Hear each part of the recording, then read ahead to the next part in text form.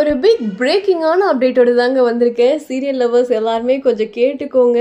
என்ன விஷயம் அப்படின்னா, ஜீ தமிழ்ல நல்லா போயிட்டு இருந்த நல்ல தமயந்தி சீரியல் இருக்கு இல்லையா, அதுல நம்ம நல்கர் பிரியங்கா ஹீரோயின் வந்து குவிட் பண்ணியிருக்காங்க. இதை கேட்டது கொஞ்சம் அதிர்ச்சியா இருக்கு. என்னதான் இவங்களுக்கு ஆச்சு? ஆல்ரெடி இப்பதான் சீதாராமன்ல இருந்து குவிட் பண்ணி இந்த புது சீரியல்ல கமிட் ஆனாங்க.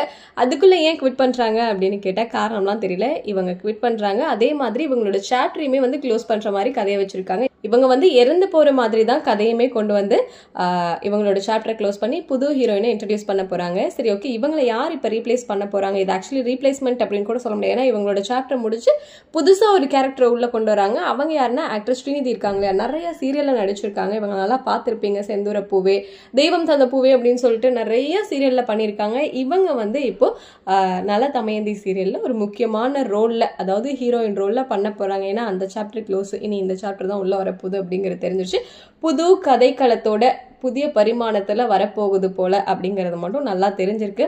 ஸோ நல்ல தமயந்தி சீரியல்ல பிரியங்கா குவிட் பண்றதை பத்தி நீங்க என்ன நினைக்கிறீங்க அப்படிங்கறத கமெண்ட்ல சொல்லுங்க. அண்ட் ஸ்ரீநிதி எப்படி நடிப்பாங்க அப்படின்னு நீங்க நினைக்கிறீங்க அப்படிங்கறதையும் கமெண்ட்ல சொல்லுங்க.